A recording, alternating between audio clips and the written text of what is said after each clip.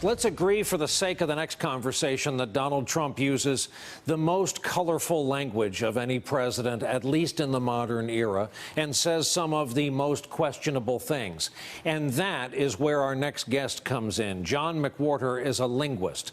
He has a PhD in the field. He teaches at Columbia, and he has written extensively, and he, too, is colorful when talking about Donald Trump and specifically how this president talks. That's why we talked about it with John McWhorter. Professor, thank you for joining us. Thank you, Brian. I've been wanting to ask you, what is your linguistics definition of this president? Donald Trump linguistically is unadorned. This is the basics. This is what language was undoubtedly like when it first emerged among people who didn't have writing and were first getting their verbal sea legs. This is where it started. And so in that way, as in so many others, Donald Trump is an original. That would mean that education and schooling has had no effect on his use of language. He's quick to remind us that he went to the best schools. And he learned nothing in them. He speaks like someone who paid no attention to one of the goals of education, which is to refine our natural inborn proclivities of speech, which are great for casual circumstances. But he uses those same ways of speaking in what most of us used to consider formal and important circumstances. I think in your line of work they call it a tag, when something is added to the end of the traditional sentence. So often he will tag a sentence with believe me, an enforcer, something he thought was lacking in the original sentence.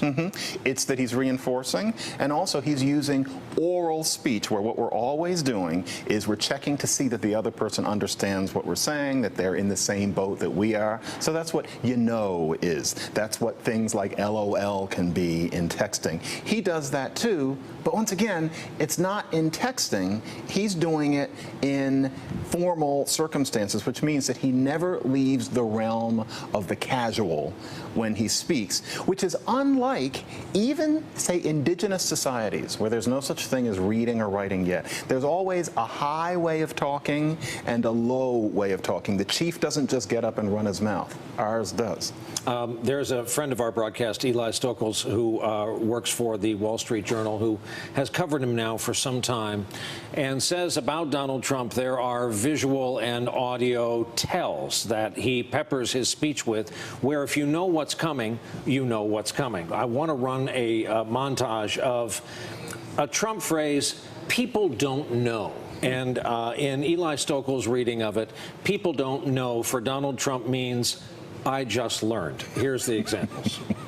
France is America's first and oldest ally. A lot of people don't know that. Our first Republican president, Abraham Lincoln, ran his first campaign for public office in 1832. Great president.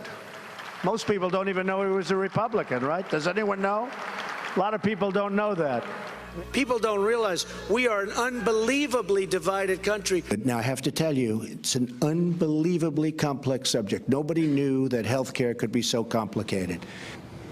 So, you're laughing. Why? Well, that aspect of him, I can't say anything particularly linguistic about it. It's because he has this need to be the alpha male. That business of most people don't know this is coming from that same well. The idea is that he's always the one who's one step ahead. And in that, frankly, I don't find him linguistically challenged as much as just somebody who's rather oddly adolescent for somebody who's a senior citizen. What about his other favorites? Believe me, and more than ever before, or more than we've ever seen before? Well, some of that is because they're really only, I'm sorry to say it, but there are only so many thoughts. And so often he's speaking, and I think he runs out of new insights, and so he covers it with things like believe me, or it can't ever be that something is bad, it's very bad, or very, very bad. Those are his equivalents of roughly or scratching his head. I think that often the content of what he's saying is much slimmer than the bulkage of the verbiage that he spews out. He's 71 years old. He is now president in an age of instantaneous real-time fact-checking. He is not used to his kind of ad-lib superlatives being fact-checked in real time. Do you think he's bumped up against that dynamic? Yeah, it's unfortunate because I don't think he's going to change in that way. He simply has no deodorant-wearing Sunday best way of speaking, and that includes that you have to have a more responsible sense of truth than when you're just BSing with your pals. When we speak casually all the time, we say things where maybe if we checked up on it, things might be different. He doesn't understand that if you're president of the United States, you can't just talk. It looks like you're just talking because you're moving your mouth and vibrating your vocal cords, but there's this other art that you're supposed to master. He wasn't interested in that sort of thing, say, in school. This is somebody who is numb to the artful. He has a rather narcotic joy in dismissal and belittlement rather than building and decorating. And so he's going to keep running up against that wall. He doesn't understand that when you're president, you have to think about things such as what we might call truth conditions in linguistics. Is what you're describing the intersection of narcissism and linguistics? That is beautifully put. He is what happens when you get somebody who is extremely artful, and also, I think it's safe to say, I don't think he's insane, but clinically narcissistic and talking all the time to us in our houses about serious things. And that's what's so striking about listening to this person talk. What's unfortunate is how much we've had to listen to it, but I don't think that we should be under any impression that it's going to change, because we're in an informal era. In a way, he's a product of something that's been going on since the mid-60s, and in many ways, it's in good ways. The fact that in America, you and I both would have had to have worn fedoras and suits even on hot summer days, thank God that's gone.